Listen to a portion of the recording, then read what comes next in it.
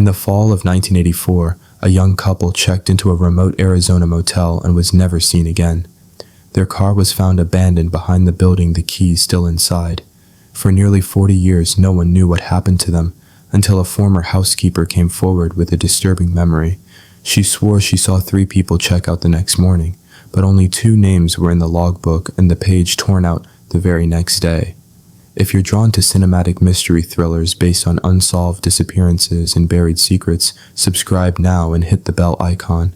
October the 3rd, 1984. Location Navajo County, Arizona. The Desert Palms Motel, Room 6. The wind never stopped in the high desert. It scraped against the cinder block walls of the Desert Palms Motel, tugged at the rusting metal sign out front, and whispered through the gaps beneath the doors. Inside Room 6, a single lamp cast a warm circle of light over the small table where Ethan and Claire Delaney sat across from one another, finishing the last of their drive-through burgers. They had been on the road for 6 days, driving west from their hometown of Amarillo, with nothing but 2 duffel bags, a road atlas, and a borrowed camera. "I still can't believe we just did it," Claire said, her voice soft and tired. Ethan reached for her hand across the table. "We did, and it's ours now. No one else's." Claire smiled, but something in her eyes was hesitant. She glanced toward the window. Beyond it, only darkness and miles of empty desert. A neon vacancy sign buzzed faintly outside. The television murmured in the background, showing static between commercials. Room 6 smelled of disinfectant and dry carpet. A single key hung from a green plastic tag that read 6 in peeling gold numbers. Claire stood stretching. "I'll shower. Then we can figure out where to head next." Ethan watched her go, then turned toward the nightstand where the motel guest log book lay open. He'd signed them in earlier that evening. Ethan and Claire Delaney, Texas, under the watchful eye of the clerk who barely looked up from his radio. As the water started in the bathroom, Ethan looked around the room again. Plain walls, thin curtains, a humming conditioner. Everything felt ordinary, but something had shifted, subtle, wrong. He reached for the camera and snapped a photo of the window. No reason, just a flicker of unease. Then the bathroom door creaked open, but Claire hadn't finished her shower, and Ethan never made it to bed. October 6th, 2023. Location Navajo County, Arizona. Desert Palms Motel, closed. Since 1992, the dust was thicker than she expected. Lena Ortiz pulled her shirt over her nose and pushed open the cracked door to Room 6. Her hiking boots crunching over a layer of dried plaster and old insect carcasses. Sunlight filtered through the warped blinds and slatted bands, casting long diagonal shadows across the peeling carpet. The Desert Palms had been closed for over 30 years, but Room 6 looked like someone had only recently walked away or tried to forget it ever existed. She stepped inside. Behind her, the documentary crew lingered near the old ice machine. It wasn't working, of course. Nothing was. The motel had lost power years ago, shortly after it shut down.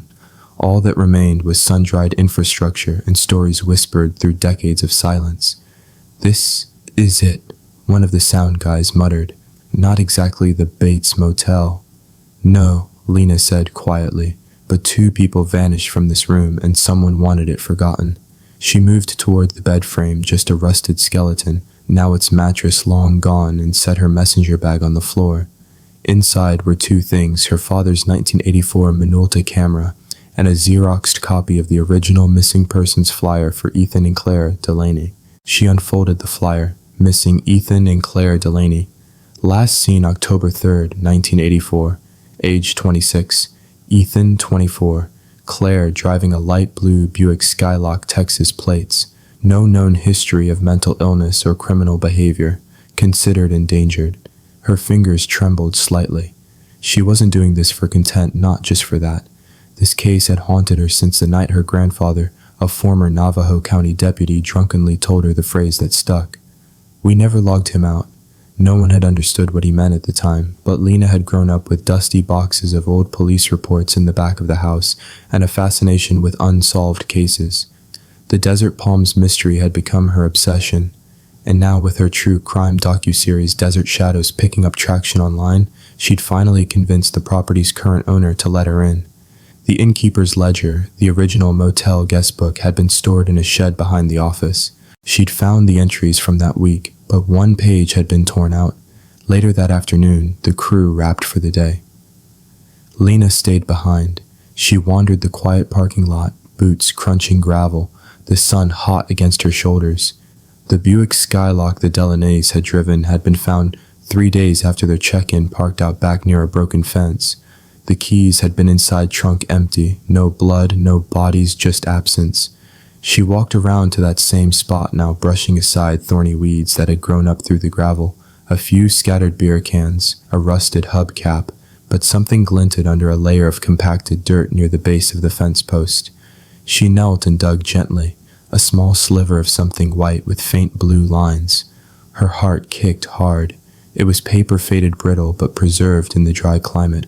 She unfolded it carefully, brushing away sand. It was part of a registration slip, handwritten, Delaney Room 6, check-in, October 3rd, 1984. Check-out, blank. The bottom corner had a faint red smear, ink, blood, and something else. Barely legible pencil markings scrolled across the margin. 3 guests, not 2. 1 didn't speak. Lena stood slowly, the note trembling in her hand. Someone had tried to log them out. Someone else had made sure they never did. She turned toward the motel's office where the safe still sat bolted to the concrete floor. The locksmith she'd hired was due the next morning. Whatever had been hidden in that building for nearly 4 decades, she was going to open it. And this time, someone was finally going to log the truth. October 7th, 2023.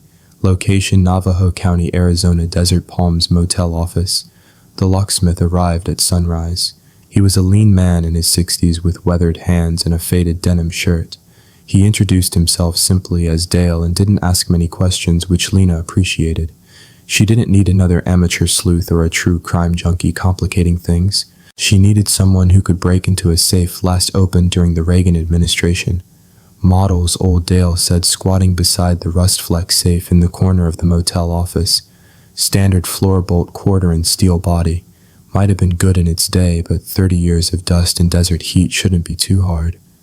Lena nodded, kneeling nearby with her camera already rolling on a low tripod. The rest of the crew was en route, but she didn't want to waste the morning light. The office smelled of dry rot and old paper. Spiders had claimed the file drawers, and the floor creaked under her boots. How long, she asked. Dale shrugged, fishing a flat-edged tool from his kid. 15 minutes if she's friendly. Lena exhaled slowly, her heart thumping against her ribs. The scrap of registration paper she'd found behind the fence was sealed in a clear evidence sleeve in her bag. She kept pulling it out, rereading that line. 3 guests, not 2. 1 didn't speak. It had haunted her all night. Who was the third person? 10 minutes later, the safe door gave a low metallic groan and swung open. Inside 2 MR.DuckTT ledgers, a small lockbox, a few rolls of film and cracked canisters, and an envelope marked police copy. Lena snapped on gloves and carefully removed the contents. Take your time, Dale said, stepping back and lighting a cigarette just outside the door. I'll be out here. The ledgers were motel logs. The official versions, not the display guestbook guests used in the front. She flipped to the first week of October 1984, and there it was, October 3rd. Delaney Room 6, 2 nights, prepaid cash note, late arrival, quiet couple car, Buick Skylark. But the checkout column was blank, and directly under the Delaney's line, someone had written in hurried script, October the 5th, Room 6, paid cash. J. Malik plus 1 guest, no ID, line crossed out with thick pen, ink bled through. Lena's eyes narrowed. Why would a second entry be crossed out only for that room? She opened the envelope, marked police copy. Inside were photocopies of incident reports, Deputy Emery's original missing persons log, a short statement from the motel manager, and a single typed memo that froze her blood cold. 2 Navajo County Sheriff's Department from Sergeant R. McCurniran, subject Desert Palms incident, follow-up log. Guest log shows 2 check-ins, one of which appears to overwrite the Delaney entry. Page has since been torn. No forced entry, no signs of struggle. Manager claims couple left on October 5th, but car remained in rear lot for 3 days. Room 6 key returned, but not to front desk, found in mailbox. Advised not to pursue further due to insufficient evidence. Recommend closure unless remains are located. Lena let the paper fall back into the envelope. The implications were clear. They hadn't just vanished, someone had replaced them. By mid-morning, the full crew arrived. Lena asked them to film a supplemental segment near the mailbox. A rusted wall fixture still bolted near the front office door. She held up a replica of the motel key, filmed the entry log, and detailed the evidence from the safe. After they wrapped, she climbed into a rental jeep and drove into town. Navajo County was small, and like most small towns, memories lingered, especially when tragedy was involved. Her first stop was the public library. The local history section held copies of old police logs, newspaper clippings, and microfilm reels. It took 2 hours of patient searching before she found what she needed. October 1984 Navajo County Gazette. Young couple missing after stay at local motel. Authorities are searching for Ethan and Claire Delaney of Amarillo Teaks, who were last seen checking into the Desert Palms Motel on Route 77. Their vehicle was found on the property, but no trace of the couple has been located. Deputies say the case is unusual but not criminal at this time. She flipped to the next edition, a follow-up article dated 5 days later. Motel staff cleared in Delaney case. The manager of the Desert Palms, Mr. John Malik, was questioned regarding the missing couple. Malik claimed the Delaneys left early on October 5th and did not leave a forwarding address. Deputies confirmed payment was made in cash. No further evidence was found. Case remains open but inactive. Malik, the same name from the overwritten line in the guest log, the man who claimed they left early. And now Lena knew. He had signed himself in after they vanished. That evening, she sat outside the closed motel laptop, balanced on her knees, hot spot flickering in and out. The sun was low on the horizon, casting long orange streaks across the desert. She found a single online obituary for a John Malik, deceased 2002, buried in Holbrook, but he had a daughter, a Rosie Malik, who had commented on the obituary form and listed her email as a contact for friends. Lena's fingers hovered over the keyboard. Then she began typing. Subject, your father, John Malik. Dear Rosie, my name is Lena Ortiz. I'm a researcher working on a cold case from 1984 involving the disappearance of Ethan and Claire Delaney. Your father's name has come up repeatedly in motel logs and follow-up reports. I believe your father may have written something or left something that could help explain what happened to them. I was wondering if we could talk with respect. Lena Ortiz. She hit send. Then she sat in the creeping silence of the Arizona dusk, staring at the empty window of room 6 and wondered how many secrets could fit inside a space that small. October 8th, 2023. Location, Holbrook, Arizona. Malik family residence. Rosie Malik didn't look like someone with secrets. She opened the door wearing a faded cardigan, her gray hair tucked into a loose braid and a soft, cautious expression that aged her beyond her early 50s.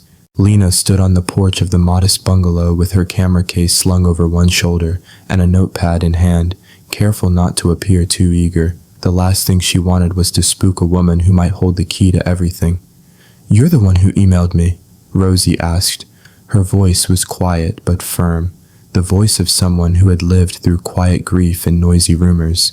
"Yes," Lena said. "Thank you for agreeing to meet. I only have a little time. I need to take my grandson to a speech therapy class at noon." She stepped aside. "Come in."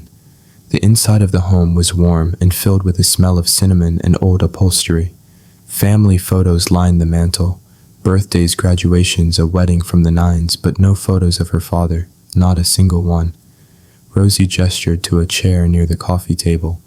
"I read your message 5 times before I responded. I wasn't sure I should. I appreciate that you did," Lena said, sitting down. "I need to ask you about something strange about a guest log entry your father signed, the day a couple went missing at the Desert Palms Motel." Roz's eyes didn't flinch. She sat across from Lena, resting her hands on her lap. "My father was a cruel man," she said simply. The sentence hung in the air like dust in the sunlight. "He owned that motel for 15 years, she continued. "I was 13 when he bought it. We moved out there from Winslow after my mom passed. It was supposed to be a fresh start." Lena waited. She didn't interrupt, but something changed him out there. "I don't know if it was the isolation or the kind of people who drifted through, but by the time I turned 16, I started to realize that there were things he didn't want found." Lena leaned forward. You mentioned in your reply that he left behind some journals. Rosie nodded slowly. Locked away in his closet, he kept them in a red metal cash box. He wrote in them at night when he thought everyone was asleep. After he died, I almost burned them, but you didn't. No. Rosie stood, left the room, and returned a moment later with a weathered metal box in her arms. She sat it on the coffee table, unlocking it with a small brass key she kept on a necklace around her neck. Inside, spiral notebooks yellowed with age. Some were water-stained, others were nearly shredded at the spine. All of them bore her father's meticulous handwriting. He was paranoid, she said. He thought the police would come for him, but they never did. Lena carefully opened the first journal, marked 1984. She skimmed pages filled with motel records, rambling observations, and cryptic notations. Room 6, quiet couple, didn't speak much, paid cash, something off. She watched the mirror too long. 3 guests now. 1 arrived late. No check-in. He doesn't blink, never blinks. Don't trust his name.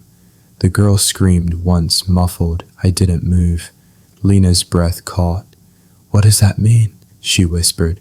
Rosie shook her head. I've wondered for years. He started writing strange things that summer. Words that didn't feel like his. Sometimes I think he was trying to confess. Other times I think he was still lying. Lena turned to a torn page near the back. They left, but the car stayed. He said to clean it all. Room 6, key in the box. Told me not to speak. Said if I tell I go in the walls too. In the walls, Lena looked up sharply. I didn't know what that meant, Rosie said, until we renovated the house 10 years ago. She stood again and walked to a narrow hallway. Follow me. The guest bedroom was small, lined with dusty bookshelves and a single bed with a faded quilt. Rosie crossed the room to a built-in cabinet on the far wall. He used to keep files in here, blueprints, permits. I never thought much of it. She knelt and pulled up a square of carpet. Beneath it, a wooden panel with a recessed handle. He built this himself. Lena crouched beside her, helping lift the panel. Below, a shallow cavity no more than 3 ft deep, filled with file boxes, rolled blueprints, and a layer of crumbling insulation. Rosie reached in and pulled out a flat manila envelope. Found this during the remodel. Didn't open it until last year. She handed it to Lena, who carefully unsealed it. Inside a Polaroid, a color photo warped with time. It showed Claire Delaney, unmistakably her from the missing persons flyer, standing in room 6 wearing the same clothes she'd last been seen in. Her eyes were wide, terrified, her wrists bound with electrical cord, and behind her a mirror. In the mirror's reflection, a third figure, tall, expressionless, half hidden in shadow, stood watching her. Lena's hands shook. What is this? She whispered. I think my father was forced to take it, Rosie said. I think the man in the mirror wasn't Ethan. I think he was the reason they vanished.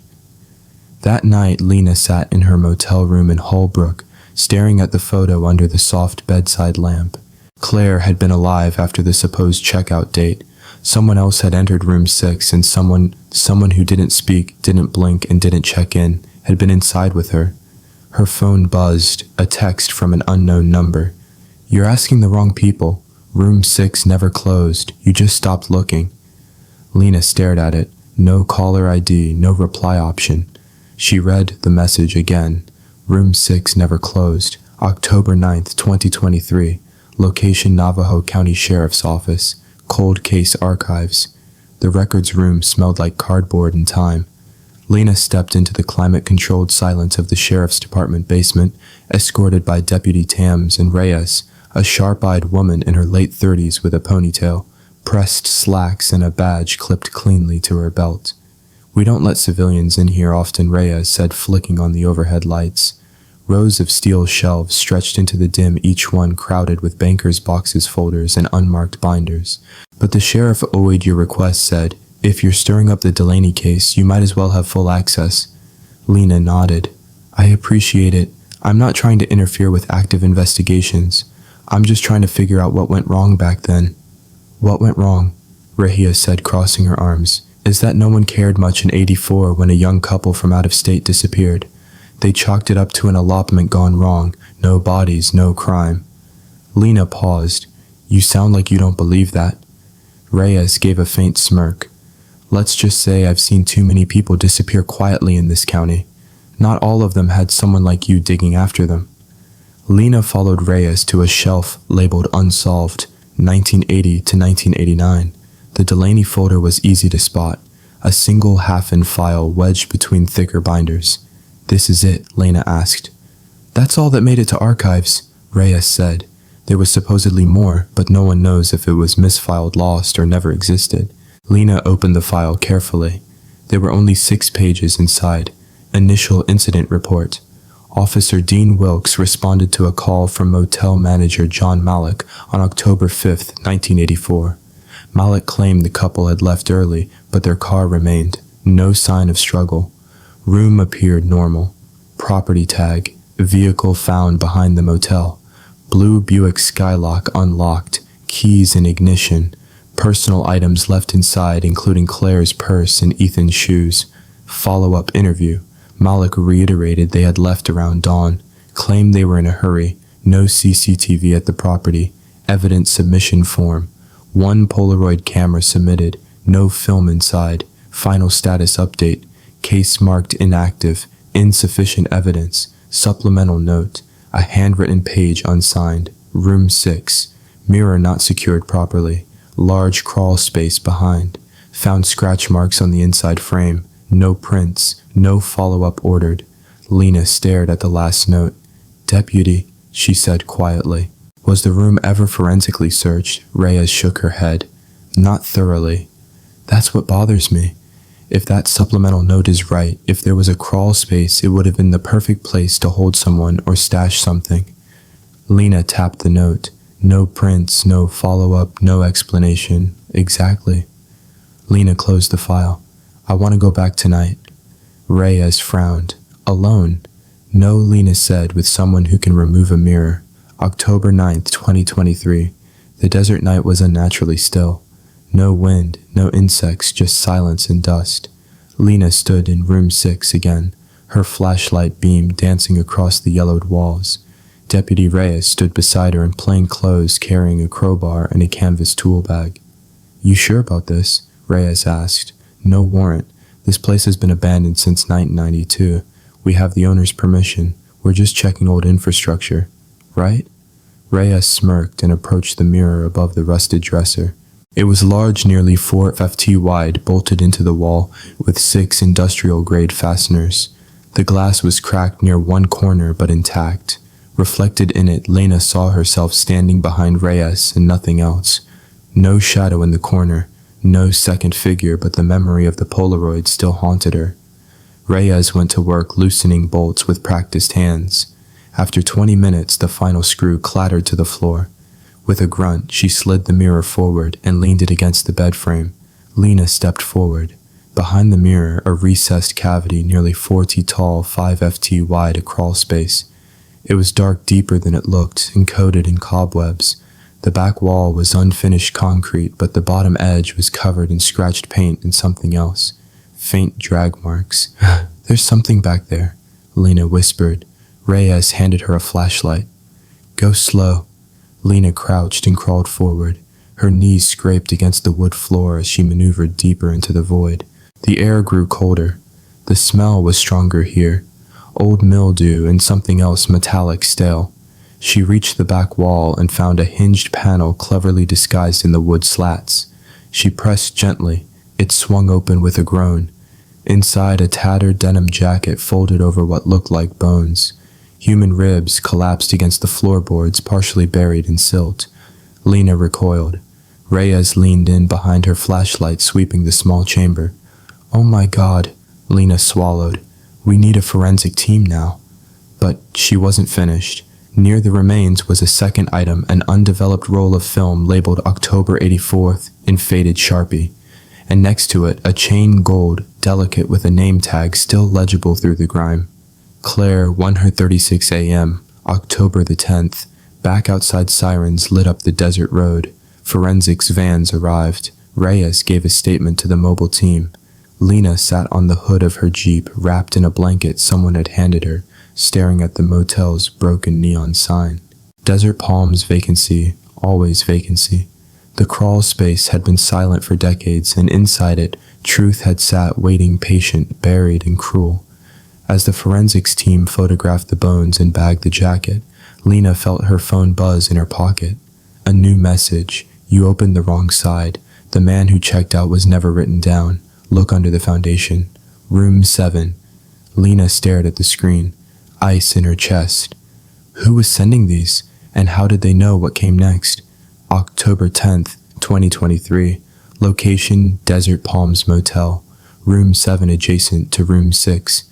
The morning sun cast long streaks of gold over the cracked stucco of the desert palms. Officers moved in and out of Room 6, cataloging every inch of the hidden cavity behind the mirror. But Lena's attention was no longer on the past.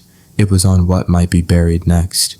She stood outside Room 7, the room directly next to where Claire's remains had just been found, gripping the mysterious text in one hand and the motel blueprint she'd found in Malik's cache in the other. You opened the wrong side. Those 5 words had kept her awake all night. Deputy Reyes emerged from Room 6, brushing her palms against her jeans. They confirmed it, she said. Dental records match. That was Claire Delaney. Lena nodded slowly, eyes on the gravel. I think Ethan's under Room 7. Reyes raised an eyebrow. You're guessing based on an anonymous text. I'm not guessing. Lena unfolded the blueprint and held it up to the light. Look here.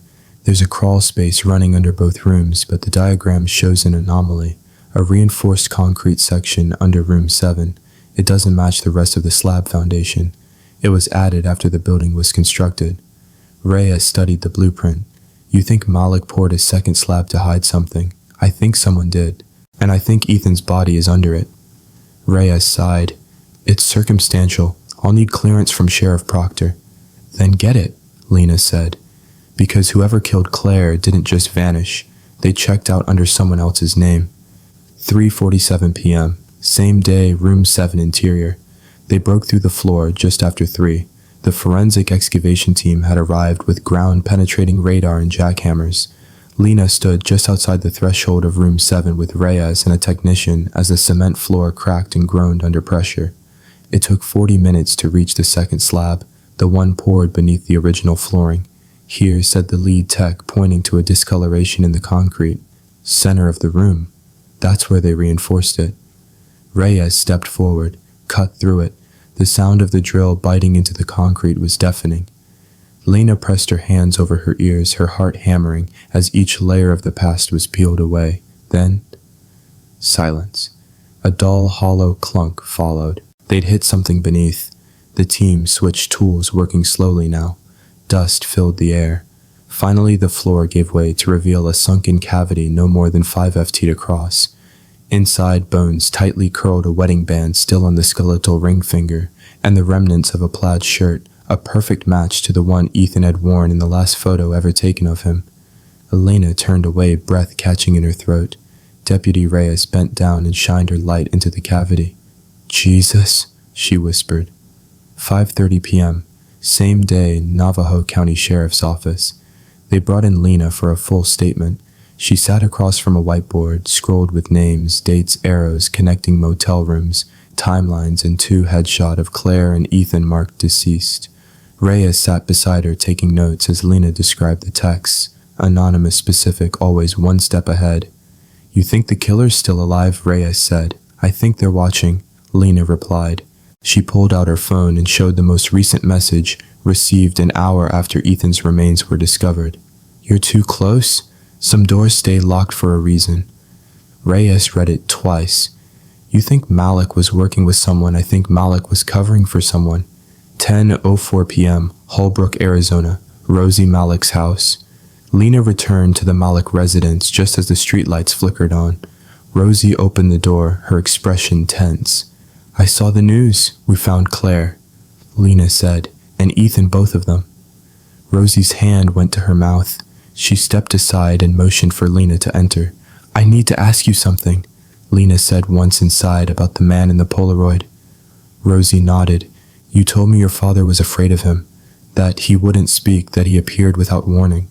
Did your father ever mention his name? Rosie hesitated, then turned toward the fireplace. He never said it, but once I found this. She reached into a drawer, and produced an old motel envelope, the kind used for receipts. She handed it to Lena. Inside, a scrap of motel stationery with a single word scribbled in pencil. Whitlow. Lena's brow furrowed. Whitlow. There was a rumor, Rosie said back in the 80s, about a man who checked into motel under other people's names. He'd leave before dawn, always wiping the logs. The staff called him the mirror guest. Why? Because you'd only see him in reflections, never in person. Lena's mouth went dry. The mirror, the crawl space, the shadows behind Claire.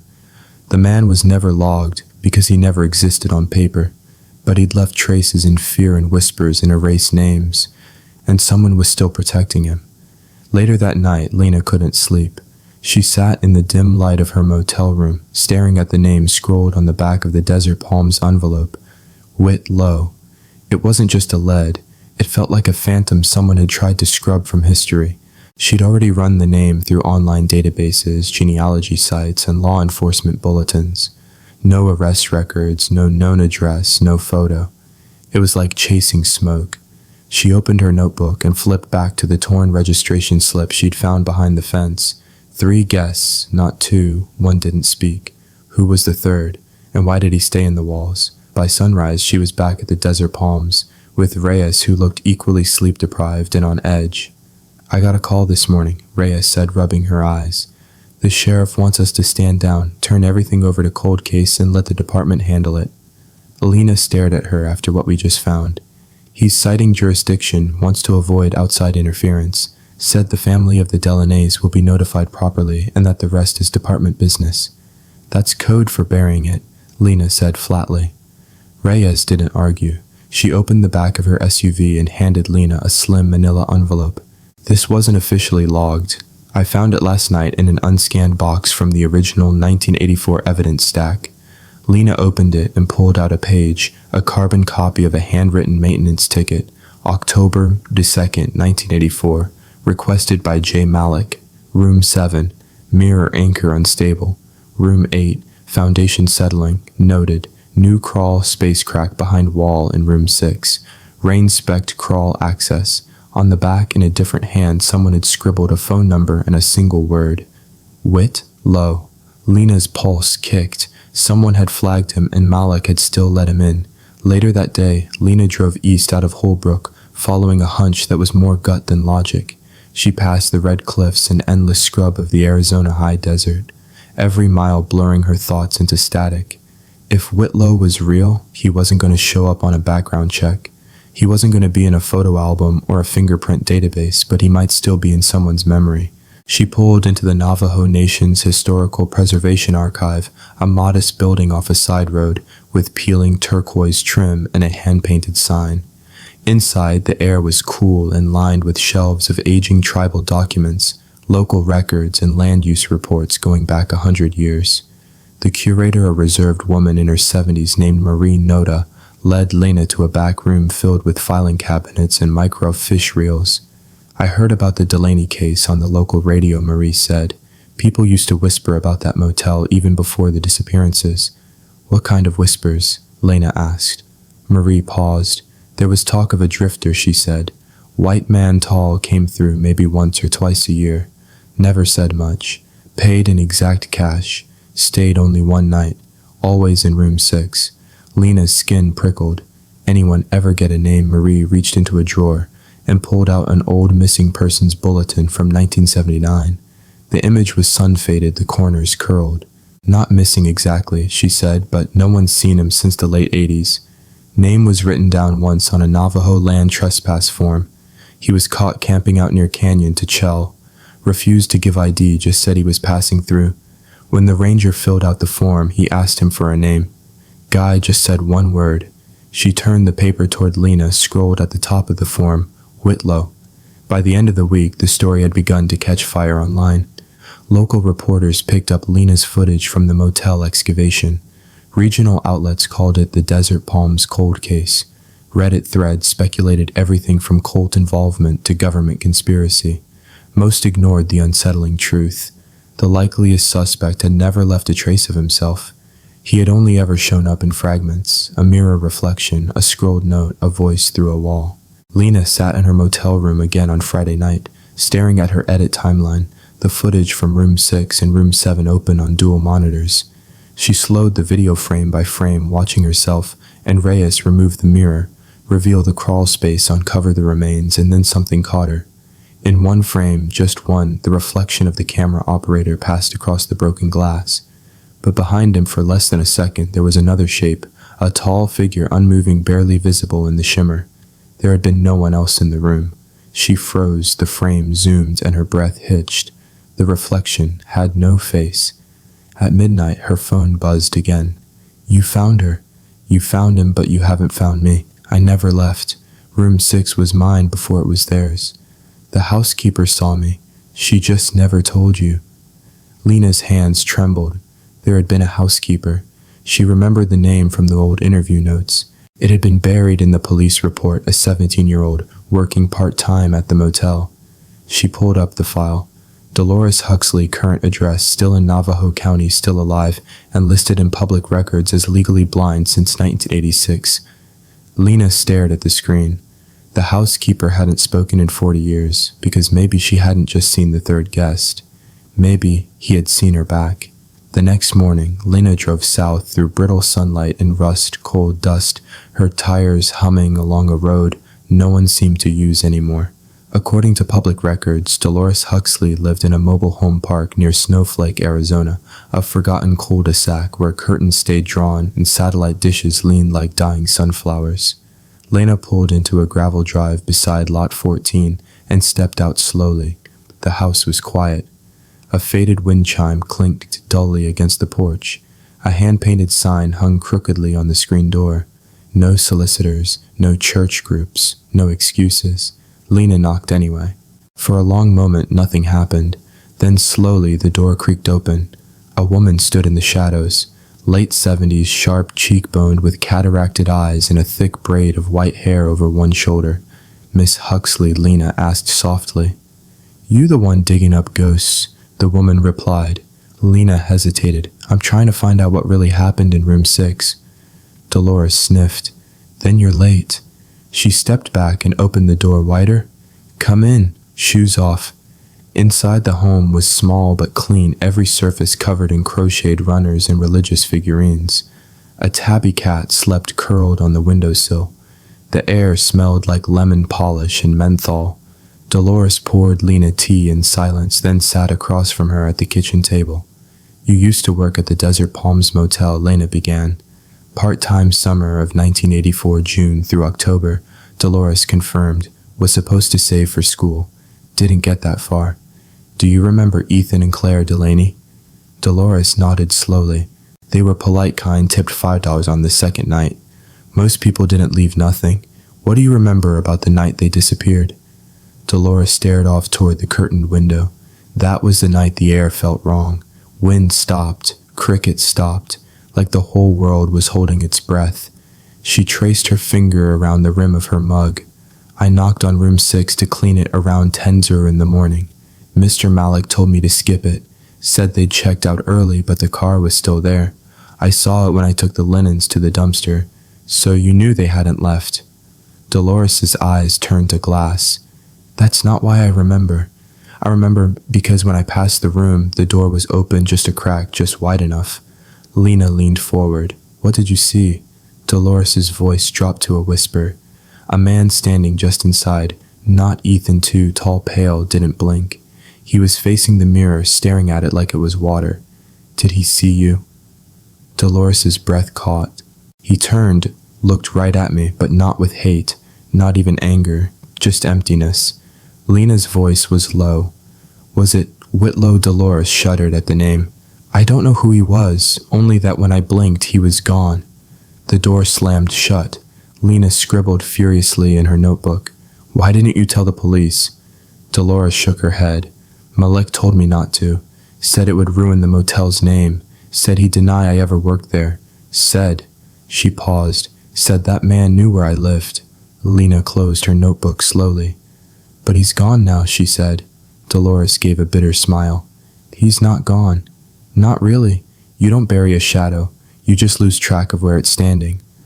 Later that day, Lena returned to Holbrook and stopped at a small roadside diner off Route 77. She needed a break, a breather, just 30 minutes to clear her head and write her update before the next lead. She sat at a window booth with her laptop open, fingers flying across the keyboard. Claire's remains had been identified. Ethan's, too.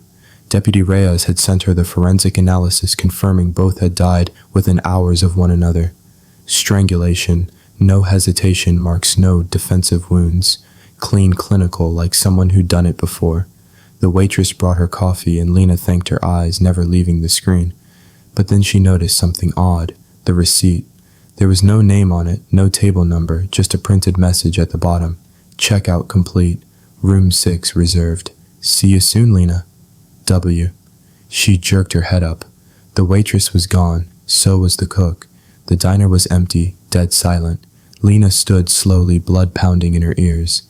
She turned toward the window and saw it. Across the highway, standing just beyond the tree, was a man in a long gray coat, tall, still watching, no face, no movement. Lena grabbed her bag and rushed outside, but by the time she crossed the road, the figure was gone. Only the rustling trees remained and the lingering impression that someone had been waiting. That night, she reviewed the old film roll they'd recovered beneath Room 6. The forensic team had digitized the negatives. Most were damaged. A few showed typical snapshots, a motel sign, an empty room, a flash of ceiling tiles. But the last frame it showed Claire bound kneeling in the corner of the crawl space, her eyes wide and behind her reflected in a sliver of broken mirror.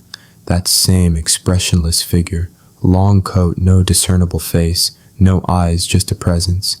She clicked back to Dolores's words. He didn't blink. He looked at me like I was already gone. Lena stood up dizzy and walked to the bathroom mirror. She turned the lights off. In the darkness, her reflection stared back, and for the briefest moment behind her shoulder, something moved. She didn't turn around. She just whispered, "I see you," and the room fell silent again. October 11th, 2023. Location, Navajo County, Arizona. Sheriff's Department Archives. By the next morning, the silence had settled into Lena's bones. She sat across from Deputy Reyes again, this time, in a small windowless room buried deep inside the department's archives, a place used for dust-covered folders no one expected to open again. The events at the diner had left her shaken, but not broken. She was past fear now. She handed Reyes the receipt she'd saved from the night before, the one printed with a personalized message. Reyes studied it carefully. No employee initials, she said, no timestamp. This doesn't match standard point-of-sale formatting. It's like it was printed just for you. Lena nodded. Whoever left it was in the system, or at least in the building. And you're sure there was a man across the road? I'm not crazy if that's what you're asking.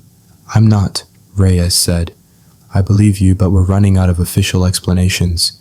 Lena pulled out the photo from the old film, the last frame. She slid it across the table. Reyes leaned in slowly, lips parting. Oh my God. There in the corner of the image, barely visible in the cracked sliver of mirror behind Claire, was the shape, tall, indistinct, watching. You're seeing it too, Lena said. Right? Reyes nodded, her voice quieter now. Whatever this is, it didn't end in 1984. Lena took a breath. I need to see everything. Every report connected to the desert palms. Even the cases that didn't make it into the Delaney file. Reyes rose, motioning for her to follow. They moved deeper into the archive wing. Reyes scanning old index cards tucked into metal drawers. She stopped at one labeled Desert Palm Supplemental 1982 to 1991. She pulled the drawer open, then paused. Most of the files were intact, yellowing with age, but one folder was scorched black at the edges. The tab was melted. Inside, only a few brittle sheets remained. Someone tried to destroy this, Reyes muttered. She laid the papers out. There were fragments of 3 reports, one from 1982, referencing a motel guest who checked in under no name paid cash and was found sleeping in the laundry closet. The report was signed by an officer who later left the department and moved out of state. One from 1985 stating that an unknown man had been seen entering the motel through the back fence multiple times. The description, tall, pale, silent, did not respond to questioning. Vanished before backup arrived. and one from 1989, a handwritten note unsigned.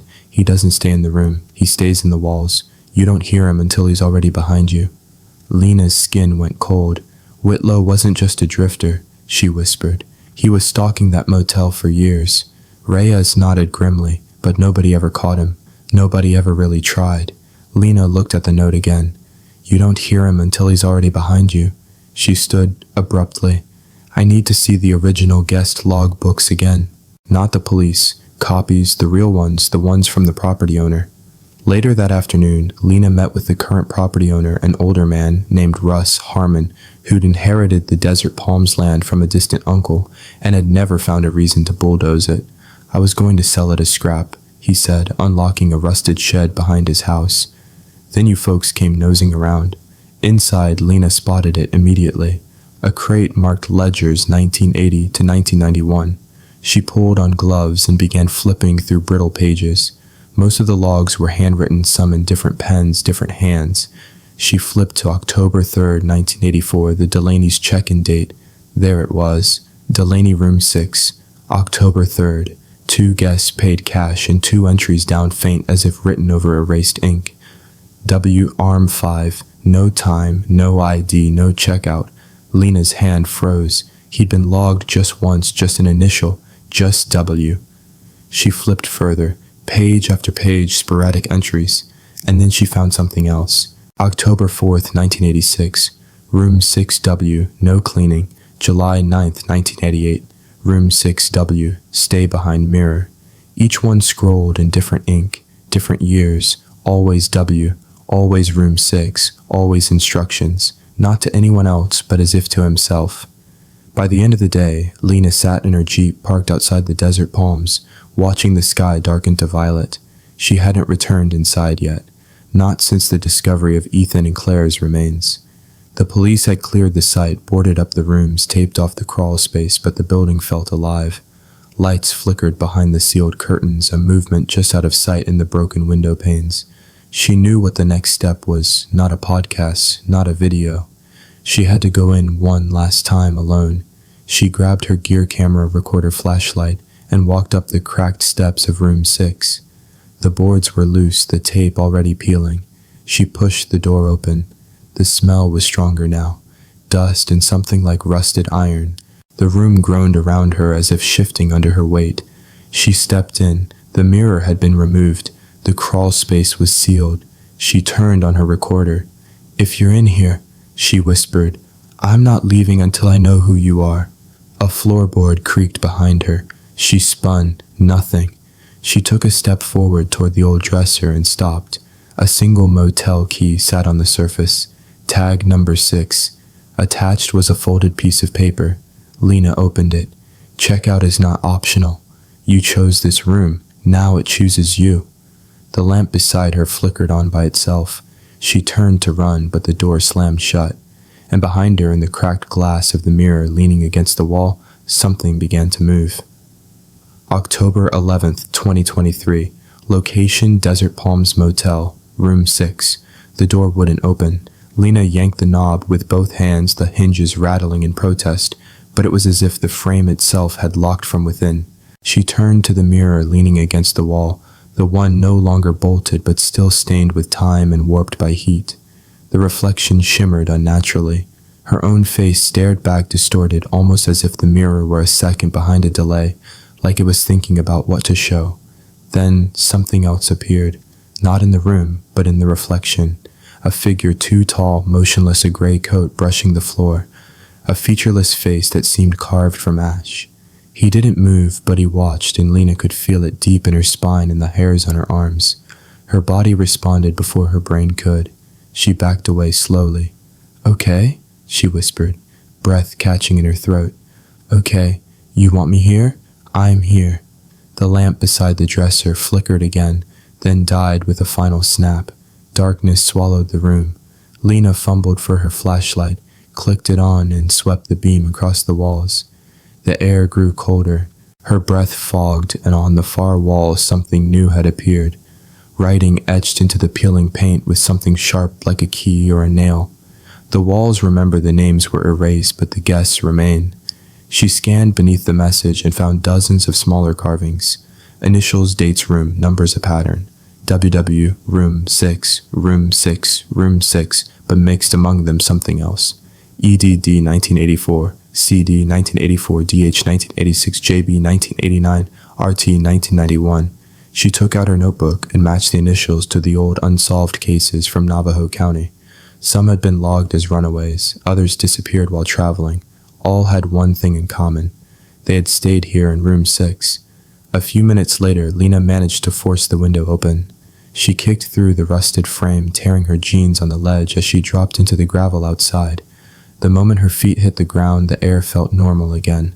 Warmer, quieter. She didn't look back at the window. Didn't need to. She knew he was still there, watching from the other side of the glass.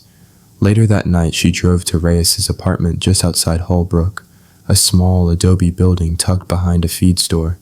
Reyes answered the door in sweatpants and a tank top, expression tense the moment she saw Lena's face. What happened? He locked me in. Lena said he left me a key. They sat in the kitchen. Lena laid everything out. The note, the mirror movement, the names on the wall. Reyes examined the carved initials, flipping through the matches. These cases were all closed as voluntary disappearances. No evidence of foul play. There is evidence, Lena said. It just wasn't in the room. It was in the walls. Reyes stood and began pacing.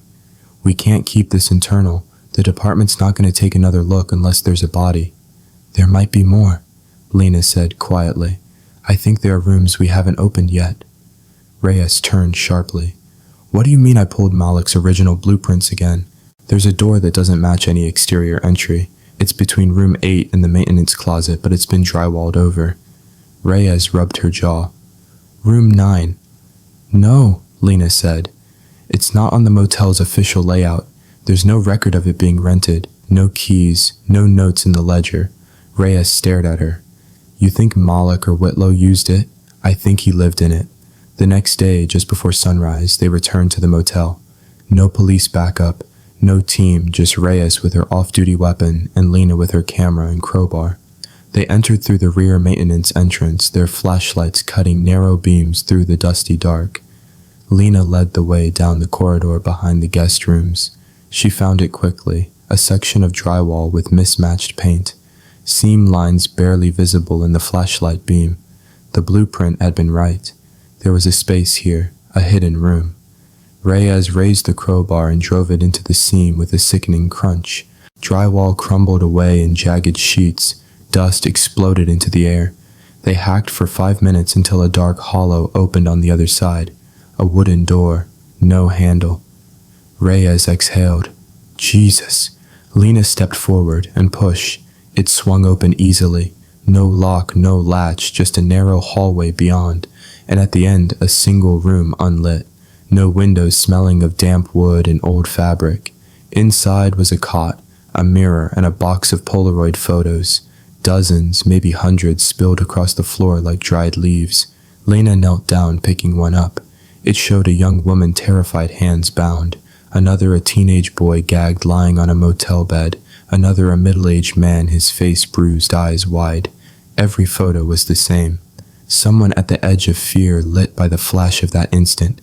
Documented, preserved, hunted, and on the back of every photo the same letter. W. Reyes swallowed hard. We have to call this in. Lena stared around the room.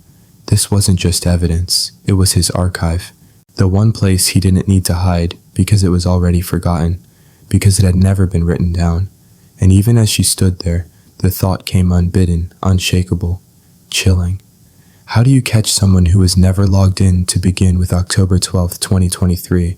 Location Desert Palms Motel Hidden Room Back Corridor. By the next morning, the Desert Palms was crawling with state investigators. Crime scene tapes sectioned off the entire east wing. A mobile forensics unit had been set up in the gravel lot where guests once parked. The air was thick with the sound of murmured voices, the clicking of cameras, and the scrawling of notes onto clipboards. And for the first time in nearly 40 years, Room 6 wasn't the motel's darkest secret. It was what lay behind it. Reyes stood at the threshold of the hidden room, arms folded, watching texts catalog the Polaroids. Nearly everyone had been numbered, placed in evidence sleeves, and photographed, but there were too many faces, too many names missing, and not all were accounted for. They only ID'd 6 of them, she told Lena. So far, but there are at least 34. Lena leaned against the wall, exhausted but sharp-eyed, and the ledger shows only one consistent signature. One letter, W. Reyes nodded. Always W. Lena opened her notebook, flipping to her most recent sketches, diagrams of the motel, the crawl spaces, the mirror placements. Everything pointed to a level of planning that no transient killer would have pulled off. He wasn't just staying here, Lena said. He was operating here like a spider. Reyes muttered, using the motel like a web. Inside the room, one of the crime scene photographers called out. Found something wedged behind the cot. They moved quickly, ducking beneath the tape. The tech lifted a rusted tin box from the baseboard, its lid sealed with duct tape. Reyes used a gloved hand to peel it open. Inside were 6 cassette tapes, each labeled in faint black marker, R6, C1, R6, C2, R6, C3, 1 for each camera.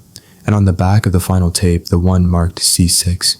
A message was scratched into the plastic with something sharp. Last checkout, final recording. Do not copy. Later that day, the department transferred the tapes to a secure lab for conversion. Lena sat beside Reyes in a dark room lit only by the digitizing station. The forensic tech, a man named Jensen, inserted the final tape and adjusted his headphones. Static hissed through the speakers, then a woman's voice crying softly, the rustling of bedsheets, footsteps on carpet. Then a second voice, low, male, calm. You signed the book. Room 6. That means you stay. The woman screamed, then silence, and then a sound Lena couldn't place, like fabric stretching or flesh being moved across tile. Jensen flinched and paused the tape. You want me to keep going? Lena nodded. We need to know what's on it. The rest of the tape played in grim, awful fragments, echoes of pane doors, closing, breathing the scrape of fingernails against drywall, and at the end, a final whisper. So faint, Lena had to lean forward to hear it. I never checked out. By the following afternoon, the case had exploded across regional media. Headlines ran with terms like motel, crypt room of horrors, and Arizona's forgotten dead. But despite the attention, the department hit a wall. There was still no confirmed identity for Whitlow. No driver's license, no fingerprints in national databases, no DNA matches, only that single haunting initial. And then came the most disturbing revelation. When techs tore out the subfloor beneath the hidden room, they found another ledger sealed in plastic and buried in concrete. It listed every date the hidden room had been used in the final entry. October 3rd, 2023. Lena stared at the name type neatly beside it. L. Ortiz. Guest confirmed. She stepped back, stomach turning. That's 2 weeks ago, she whispered. Reyes pawed. That's your name, your exact name. But I never signed this. You didn't have to, Reyes said quietly. He was already watching you. That night, Lena couldn't sleep.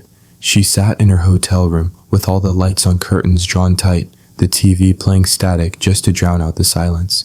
The receipt still sat in her wallet, the key to room 6 on the table, and she couldn't stop thinking about the whisper from the tape.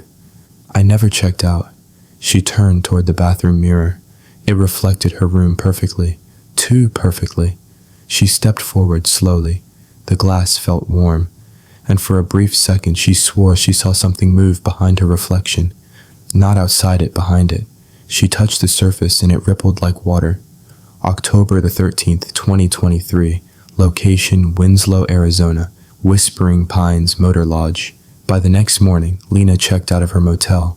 For real. This time she left the key at the front desk, signed the ledger herself, and stood in the parking lot for a full minute afterward, watching the sky. She needed to be sure she still existed. She had never felt less certain. Reyes picked her up in an unmarked SUV. No sirens, no radio chatter, just the weight of what they both now knew. Whitlow, or whoever W, really wasn't just a man. He was a pattern, a ritual, and that meant he could be repeated. Do you believe in hauntings? Lena asked quietly as they turned onto the highway. Reyes didn't answer right away. I believe buildings hold things, memories, energy, regret. Some places don't forget. Lena stared out the window. Then that motel never stood a chance. Later that day, they met with a forensic linguist flown in from New Mexico State. She specialized in analyzing handwritten patterns, suicide notes, ransom letters, even graffiti. They laid out all the writing pulled from the hidden room walls in the back of the photos. She examined the stroke's angle of pressure, the shape of the W. Her verdict: multiple authors, at least 3 different hands. But here's the thing, she said, tapping the notes. They're mimicking each other like someone was trying to write the same way on purpose over years. Lena felt her pulse rise. You mean someone was taught to write like W? Yes. Possibly groomed, possibly replaced. By the end of the week, the search expanded statewide. An anonymous tip led to a long-abandoned gas station 30 maybe east of Holbrook. Inside, police found more Polaroids, some of them water-damaged, others perfectly preserved. Among them was a photo Lena had never seen before. Claire Delaney sitting on a motel bed alive, and beside her, just barely in frame, a young man in a motel uniform. No name tag, blank expression, holding a clipboard and wearing room 6's key on a chain around his neck. It wasn't Whitlow. It wasn't Malik. It was someone else entirely, someone young. Lena turned to Reyes. He passed it down. Reyes nodded, like a job, like a franchise. That night, Lena returned alone to the archive room at the sheriff's department. The cassette tapes were still boxed for evidence, but one had been digitized and left running on loop in the review monitor. She hit play. The audio crackled, then cleared. A voice, female, faint. He said I checked in under someone else's name. He said that means I belong to him now. Lena shivered. The final part of the tape played again. The whisper she couldn't forget. I never checked out, but now she heard it differently, not as a declaration, as a warning. She leaned back, closed her eyes, and whispered to herself, then maybe it's time someone did. October 15th, 2023. Location Desert Palms Motel. Room 6 after sunset. By the end of the week, Room 6 had become a sealed crime scene under 24-hour surveillance. But Lena had the key, not the one from the front desk, the original key. Tag worn smooth. Number 6 etched into the brass like a scar. The one she'd found on the dresser the night the door slammed shut behind her. And tonight, she wasn't waiting for permission. She slipped past the patrol car just after sunset, flashlight off gear in her backpack. No camera this time, no podcast mic, no audience, just her. The air was dry still. The building was quiet enough to hear her own breath. She walked the corridor slowly, one step then another, until she reached the door. She didn't hesitate. The key slid in like it had never left, and the lock turned with a soft click. The room was colder than it should have been. Dust still hovered in the air from the forensic sweep, but something else had returned. A presence she couldn't explain, the kind that made her stomach tighten before her mind even caught up. She stood in the center of the room, beneath the crooked light fixture. I came back, she said softly. No answer. She walked to the mirror, the same warped glass now leaning against the wall after police removed it. Her reflection stared back, pale, drawn older somehow, and then it blinked, but she didn't. Lena stepped closer. Her heart hammering the mirror shimmered again, and the reflection smiled. Not wide, just enough to be wrong. She dropped the flashlight. Its beam landed sideways, illuminating something she hadn't seen before. A door behind the mirror, a hidden panel in the wall still cracked open, still waiting. She pulled it wide with both hands. It opened into darkness. Narrow stairs, damp cement walls, old wiring dangling like roots. The basement, the one not listed on any blueprint, the one beneath the hidden room. She descended slowly. The air thickened as she moved, breathable bra, but stale like nothing had stirred it in decades. At the bottom was a single bulb flickering weakly overhead, and a chair, a recorder, and another mirror. But no man, no Whitlow, just the sound of something already recording. She stepped closer and picked up the tape deck. It was running, but she hadn't turned it on. A voice crackled through her voice. He said, I chose this room. He said, it chooses you back. I never checked out, but maybe now I can. She stood still, breath caught in her throat. She didn't remember recording those words, and yet there they were. A sound echoed behind her, a whisper, a breath, not a word, just presence. She turned slowly. The mirror now showed the chair, but it wasn't empty. It showed her, bound mouth, taped eyes, pleading. She wasn't moving, but she was watching a perfect copy, a warning. She looked down. The chair was empty. She looked back, still not alone. Then the mirror shattered from inside. Lena screamed and staggered back, cutting her palm on the broken glass. She ran up the stairs, heart thundering, stumbling through the panel and back into room 6. The door slammed behind her, but this time she turned and unlocked it. The key still worked. She opened it, walked out, and this time nothing followed her. Not the smell, not the cold, not the shadow. Just silence, just freedom. By sunrise, she stood at the edge of the desert, a wind biting her skin, blood dried on her palm. Reyes met her there, engine idling behind her. "You went back in," she said. Lena nodded. "It's over for me." "You sure?" Lena looked down at her hand, the cut still raw, the key still clutched between her fingers. "No," she said, "but I checked out and I kept the receipt." She handed Reyes the brass tag, number 6. "Burn it." Reyes took it, eyes steady. "Let's go home." November 3rd, 2023, location podcast studio, Phoenix, Arizona. The red light blinked, recording live. Lena sat in front of the mic, the old motel ledger open on the table beside her. Pages photocopied, names highlighted, room numbers marked, some names now crossed out. Victims confirmed, others still unsolved, but she wasn't here to retell the horror. She was here to end it. Most of you followed this case because it scared you. Her voice echoed, calm but resolute. A forgotten motel, a couple that vanished, a page torn from a logbook. She paused, but I followed it because it knew me, because it tried to make me part of its story, and for a while I thought it had. Lena ran her fingers over the edge of the microphone. "I've stayed in dozens of motels for this show, slept under flickering lights, listened to things move in the walls, but I never imagined the wall could listen back." She looked at the last Polaroid on the table. Claire Delaney, Ethan's wedding ring just barely visible in her lab. They were real people, she continued, not just entries on an evidence form, not just cold cases. They were guests who never got to check out. She reached into her pocket and pulled out the envelope. Inside it, a motel receipt, yellowed, stained, but intact. She held it up to the camera, recording the podcast's video feed. "My name's on this room, 6 October 3rd, 2023. But I didn't sign it." He did. She leaned in closer to the mic. "And now I'm signing it myself." A pause, a breath. "I'm done being the story." She folded the receipt in half and set it on fire with a small match. Watched the flames curl around the ink. Watched her name disappear. And for the first time in weeks, she smiled. I checked out. Somewhere in a storage facility on the edge of Navajo County, the boxes from the Desert Palms Motel sat stacked behind a sealed chain-link fence. Room 6's brass key was not among them. It had melted, but inside one box, unmarked, buried beneath photos and receipts, was a small black notebook, blank, except for one line written in fresh ink. "Guest logged. W will return."